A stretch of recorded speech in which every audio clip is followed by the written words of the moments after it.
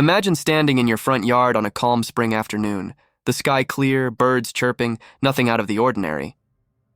Then suddenly, plop, something wet and red hits your arm. You look down, and it's meat. Real bloody raw meat. Then another piece hits the ground. Then another. Within minutes, the sky is raining flesh, chunks of animal tissue falling like a grotesque storm from above. This isn't a horror movie. It actually happened in March 1876, in a sleepy Kentucky town called Olympia Springs. Locals watched in shock as strips of flesh, some as long as your hand, covered fences, rooftops, and open fields. The newspapers called it the Kentucky meat shower. Scientists called it impossible. And witnesses? They called it the end of the world. In today's episode of Nutty Time Tales, we're diving deep into the most bizarre weather report in American history, uncovering theories, lies, and the twisted truth behind the rain of flesh. Picture this. It's March 3rd, 1876, in a quiet patch of rural Bath County, Kentucky. The small settlement of Olympia Springs is the kind of place where gossip about the neighbor's new barn might be the biggest news of the week. Families live off their farms, tending to livestock and gardens, unaware that they're about to become part of one of the strangest mysteries in American history. Just after 11 a.m., Mrs. Crouch, a local farmer's wife, was making soap in her yard. Her husband, Alan, was working nearby when the air suddenly went still. No thunder, no wind, no warning. Then, splats. Wet, sticky thuds against the fence. A sound she would never forget. When she looked up, she saw it. Red flakes falling from the sky. Not feathers, not leaves, not rain, but bloody pieces of meat. Within minutes, the ground was covered with chunks ranging from 2 inches to 6 inches wide, scattered across an area nearly 100 yards long and 50 yards wide. The smell was nauseating. The texture? Slimy and raw. One witness swore he saw pieces still twitching. Word spread quickly. Neighbors rushed over, staring in disbelief. Some thought it was a sign from God. Others believed some invisible slaughter was taking place above them. In a world without airplanes, drones, or weather balloons, there was only one explanation that made sense to them. This was supernatural. By the next morning, the newspapers were all over it. The New York Times headline read, "Meat shower in Kentucky. Strange substance falls from the sky." People came from miles away just to see the grisly scene. Some brought jars and took samples as souvenirs.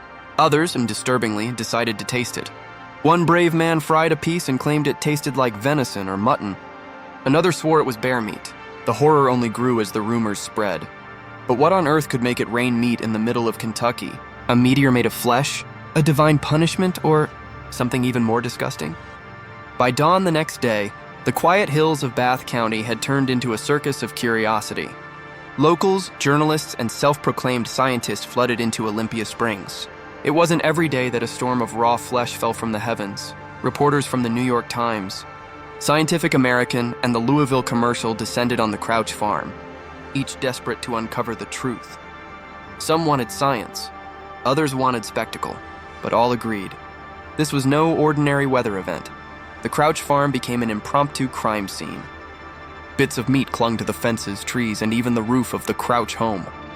Buzzards and dogs had started to feast, adding to the grotesque chaos. One local described the ground as looking like a battlefield without bodies, and yet curiosity quickly overtook fear. Locals picked up pieces, poking and sniffing. "It's muscle tissue," one said. "No, it's lung," another claimed. But then came the bold, and perhaps the truly nutty, few who decided to taste the mystery. Yes, taste it. Eyewitnesses later recalled several men frying small strips of the sky meat in a skillet. The verdict? Like mutton, one said. Another insisted it was gamey like deer. This culinary courage only fueled public fascination. What if this was some divine manna, or perhaps the remains of some strange airborne creature? The newspapers couldn't get enough. Headlines screamed across America, "A rain of flesh in Kentucky. Heavenly meat, a gift or a curse? Kentucky's bloody mystery, is it human?" Soon, scientists were weighing in, or at least people who claimed to be scientists. Samples were sent to the Transylvania University in Lexington, yes, it's real, and to several laboratories across the East Coast. One chemist confidently declared it was pure animal flesh, possibly from a horse or human. Another argued it was a plant substance resembling meat. The contradictions only deepened the mystery. By the end of the month, theories ranged from the religious to the ridiculous. Some ministers claimed it was a punishment from God for the community's sins. A local doctor suggested it was the remains of exploded meteors made of organic matter. And one eccentric naturalist swore it was cosmic jelly, proof that life drifted through space. Each theory grew stranger than the last, but none quite explained how pounds of fresh, bloody meat had fallen over a single farm in broad daylight, without warning. The event became a national obsession. Illustrations appeared in newspapers showing Kentucky farmers shielding themselves from raining steaks. The Crouch family, once humble farmers, became reluctant celebrities. They couldn't go to town without someone asking, "Hey, got any more of that sky meat?" And yet, beneath the laughter and the shock, there was an unsettling question that refused to fade. If it wasn't divine, and it wasn't from the stars, then what creature could possibly be responsible for this rain of flesh?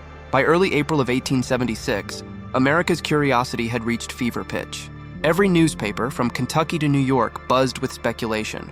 The Kentucky meat shower, as it was now called, had become the century's strangest scientific riddle, and the experts were hungry for answers.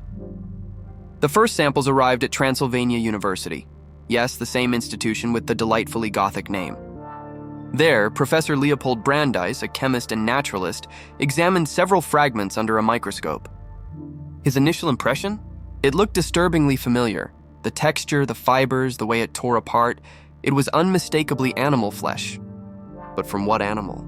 That was the million-dollar mystery. Brandeis took thin slices of the mysterious meat and placed them under his slides.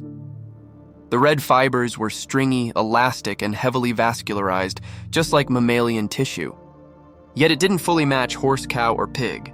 "It bears resemblance to muscle and occasionally lung tissue," he wrote. But then something caught his attention. Among the samples, he found tiny cartilage-like filaments and translucent bits that resembled membranous tissue. He suspected this wasn't one type of flesh at all, but a mix of several different tissues. Meanwhile, across the state, another scientist, Dr. Alan McClung, claimed to have boiled one of the samples. It released an odor of spoiled beef and left behind fatty residue. The experiment confirmed that the material was indeed organic, but it raised an even more disturbing question. If this was meat, fresh, bloody meat, how had it rained down without spoiling instantly or leaving bones behind? The scientific community was split. Some believed it was a hoax, perhaps butcher scraps thrown from passing wagons. But the sheer scale and uniformity of the event made that impossible. Others insisted it was a meteor of organic matter, exploded midair, a concept that sounds insane today, but was seriously entertained at the time. Then came one of the strangest turns in the entire affair. A respected New York medical journal, the American Journal of Microscopy, published an article suggesting the tissue wasn't from a cow or horse, but human lung tissue. The claim shocked readers. If true, it implied something horrifying, that human remains had somehow been scattered across the Kentucky sky. For weeks, that theory gripped the public imagination. Ministers preached about divine punishment. Conspiracy theorists blamed secret army experiments. Some even whispered of airborne corpses, bodies torn apart in some celestial disaster. But while the wild ideas multiplied, one man kept digging, literally Dr. Brandeis, unsatisfied with the human tissue theory, conducted a deeper chemical analysis. After several tests, he made a surprising conclusion. He wrote that the substance appeared to be nostoc, a type of gelatinous cyanobacteria that swells up after rain. To the naked eye, it can resemble raw meat. His paper seemed to settle the matter. Case closed, right? Wrong. Farmers who had seen and touched the falling meat were furious. They swore it wasn't slime, and it definitely didn't fall after the rain. It fell instead of it. And besides, nostoc wasn't known to fall in chunks the size of human hands. So the mystery continued. For every scientific explanation, there were 10 eyewitnesses shaking their heads in disbelief.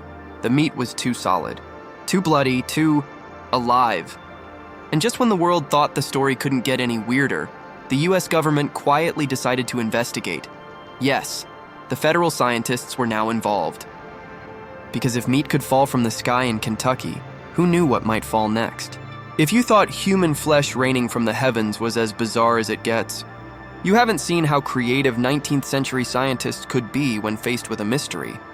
After weeks of tests, reports, and failed experiments, no one could explain the Kentucky meat shower with any confidence. But then came a theory so grotesque, so weirdly logical, that people started nodding. Not because it made sense, but because it was nutty enough to fit. The idea was this: the meat came from flying animals, specifically a flock of vultures. Now, this wasn't a joke. This was a serious scientific theory presented by Dr. L.D. Kastenbein, a respected physician from Louisville. He'd received preserved samples of the mysterious meat, and after studying them, concluded something astonishing. The tissue appeared to come from the lungs of some animal, possibly a horse or a human, but its distribution suggested it hadn't fallen randomly. It looked like it had been dropped. So what could possibly make hundreds of chunks of flesh fall from the sky, all at once over one tiny patch of Kentucky farmland? Enter the vulture vomit theory, the single most disgusting, yet weirdly believable idea of the entire event. Here's how it went. Vultures, particularly black vultures and turkey vultures, are scavengers that feed on rotting carcasses. When startled or threatened, say by a passing storm or sudden loud noises, they have a nasty biological defense mechanism. They projectile vomit to lighten their load and escape quickly. That's right. These birds literally puke up half-digested meat when panicked. According to Dr. Kastenbein, a large flock of vultures had likely been feasting on a dead horse or other large animal somewhere in the Kentucky wilderness. A sudden disturbance, perhaps a clap of thunder or even a gunshot, sent them soaring into the sky. In mid-flight, hundreds of them regurgitated their grisly meal, and that revolting rainstorm of half-digested meat just happened to drift over Mrs. Crouch's farm. Gross. Absolutely. Impossible? Not at all. When samples of the meat were later re-examined by biologists, they confirmed Kastenbein's description. The tissue was consistent with lung tissue, cartilage, and fatty remnants of an animal's digestive process, exactly what would be found in a vulture's regurgitation. And suddenly, everything started to make sense. The uneven scatter pattern, the fact that the meat was fresh yet mixed with odd textures, the absence of bones, even the strange, musky odor reported by witnesses, likely the smell of decomposing flesh mixed with vulture bile. But not everyone was convinced. For the deeply religious people of Bath County, Kentucky, this wasn't about birds or biology. This was a sign from God and a message, a warning, or perhaps divine punishment. Preachers thundered from pulpits about the rain of flesh being a reminder of biblical plagues. Newspapers drew parallels to the manna from heaven in Exodus, except this time, heaven seemed to have served a very different menu. Meanwhile, scientists and skeptics fought bitterly in print. Was the vulture vomit theory just as absurd as the celestial flesh meteor? Could hundreds of birds really vomit in unison over a 200-yard area? Dr. Kastenbein defended his idea with fiery conviction. No other rational explanation can account for this phenomenon, he wrote, than that it was the disgorgement of vultures in flight. And to this day, over a century and a half later, his explanation remains the official one. But let's be honest, there's something deeply unsatisfying about blaming the heavens' most mysterious meat storm on bird puke, because if vultures were the culprits, why did so many locals taste the meat, and survive? You'd think after watching raw chunks of flesh rain from the sky, the last thing anyone would want to do is taste it. But this was 1876 rural Kentucky, a time when medical science was primitive and curiosity often trumped common sense. And so, as word spread about the meat storm, locals and travelers began arriving at Mrs. Crouch's farm not to investigate, but to sample, that's right. People ate the sky meat. Let's rewind a bit. The day after the incident, locals came by the dozens, carting away bits of the mysterious flesh. Some were scientists hoping to analyze it. Others were farmers thinking maybe it was some kind of animal byproduct or celestial gift. And a few, the bold, the reckless, or perhaps the insane, decided to cook it. Newspapers across America soon carried reports of the Kentucky meat tasters, a mix of locals and scientists who claimed to have fried, boiled, and roasted the strange skyfall to uncover its origin. One witness described the texture as gristly and fibrous, resembling venison or mutton. Another said it had a metallic tang, like poorly cooked beef. A third, perhaps the bravest or most delusional, claimed it was delicious if properly seasoned. Imagine the scene. A group of 19th century men sitting around a campfire, passing around a chunk of sky steak, debating whether they were eating angel flesh, alien meat, or something worse.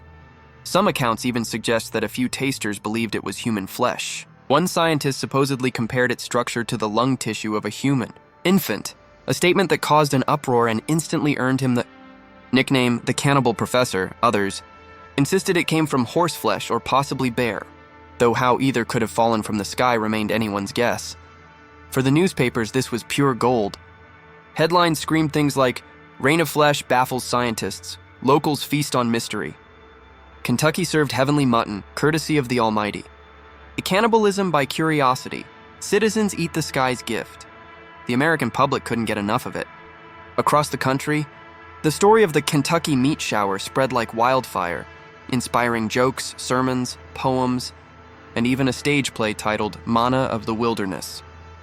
But behind the jokes was a darker undertone, because as grotesque as the story sounded, it revealed something deep about human nature. When confronted with the unknown, we don't always recoil. Sometimes we consume it, and while most reports described the tasters as unharmed, there were rumors, whispered in taverns and retold in local folklore, that not everyone walked away fine. A few supposedly fell ill, suffering days of fever, stomach pain, and vivid nightmares of blood raining from the clouds. But that didn't stop the fascination. Scientists continued to debate, newspapers kept printing, and Mrs. Crouch's farm turned into a bizarre tourist attraction. People traveled from miles away to see, and sometimes still taste, the scraps of flesh that had once fallen from the heavens. Imagine the smell by then. Days-old tissue, dried under the Kentucky sun, swarming with flies, still being examined and picked apart by curious fingers. It was grotesque. It was absurd. And it was exactly the kind of madness that made 19th century science so nutty. Even decades later, scholars look back at this event and couldn't decide whether to laugh, cringe, or marvel at how easily humans can mix superstition, pseudoscience, and a dash of culinary insanity. But here's where the tale takes one more turn. Because even though the vulture vomit theory became accepted, it didn't end the debate. Some historians and modern scientists believe the story wasn't just about birds or biology. It might have been a hoax, staged for attention, money, or even revenge. By the late 1800s, America was obsessed with mysteries, ghosts, seances, alien sightings, and, yes, sky meat. But as scientific minds began analyzing the event more deeply, one uncomfortable idea began creeping in. What if it never rained meat at all? What if the entire Kentucky meat shower was a hoax? Now, before we roll our eyes, let's remember. This was an era when fake news meant literal news printed by hand, and sensationalism was a profitable art.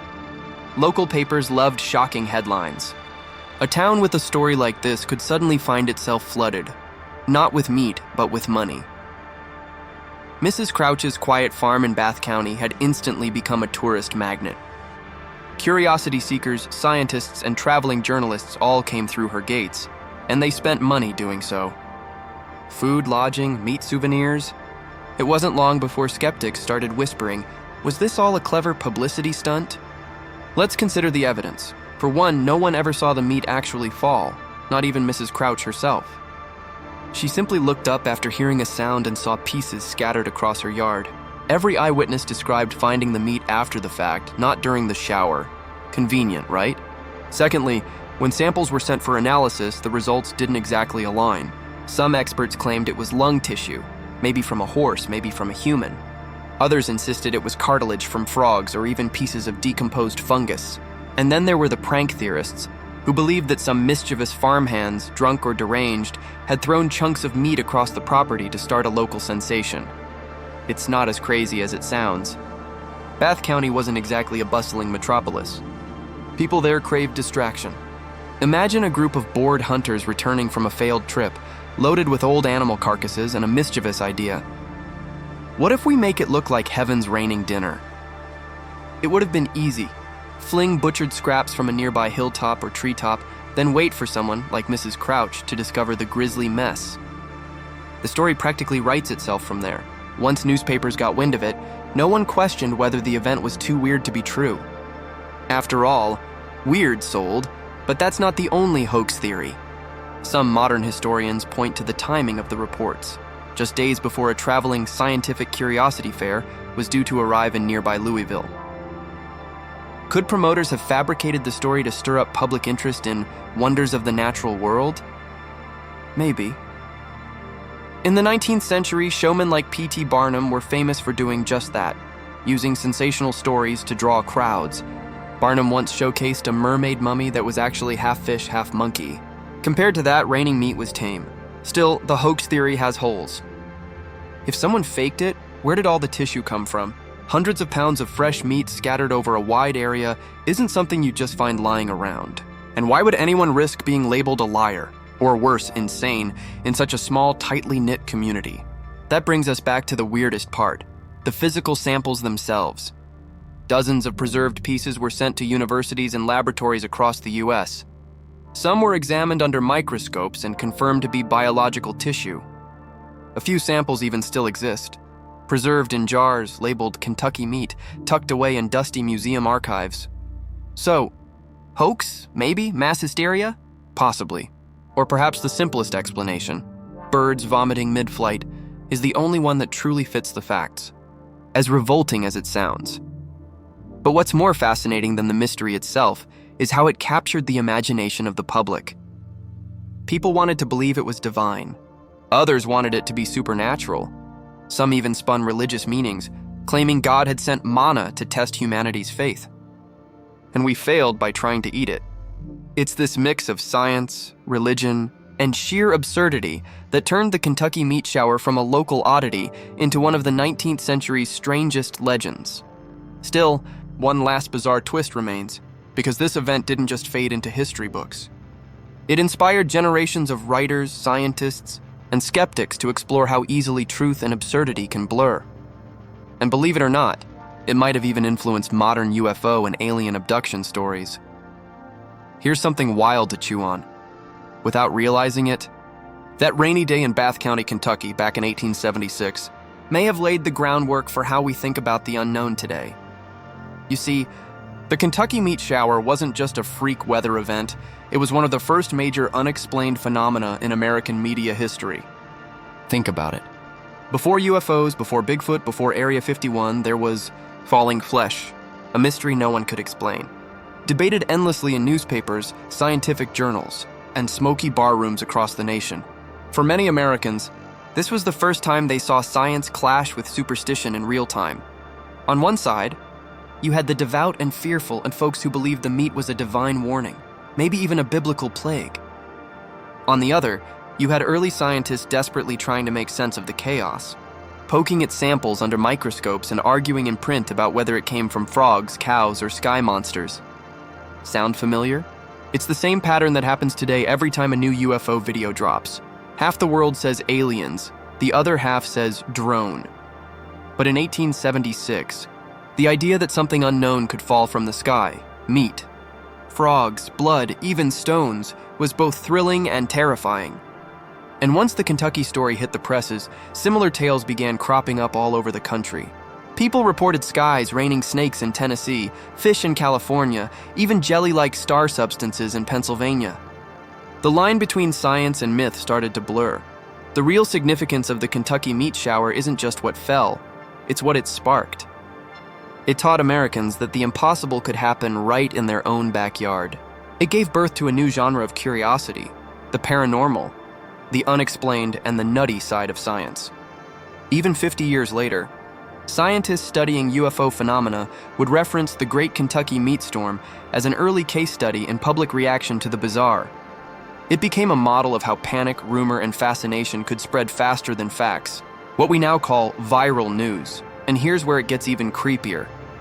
Some fringe theorists in the 20th century proposed that the Kentucky meat wasn't from birds or animals at all, but from something not of this Earth. They claimed it could have been biological, fallout from an early UFO crash or an alien atmospheric experiment gone wrong. Of course, there's zero evidence for that, but it shows just how deeply this story etched itself into American imagination. It transformed from a freak event into a symbol of our endless hunger to explain the inexplicable. And maybe that's the point.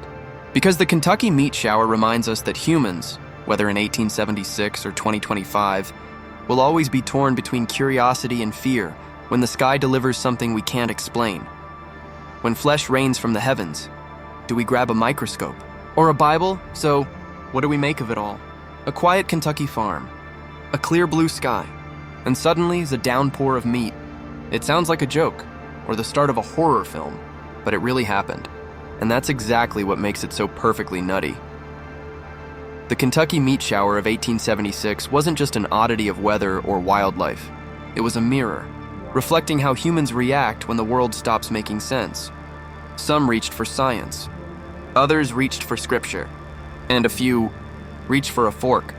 But beneath the humor and hysteria lies a strange truth about us.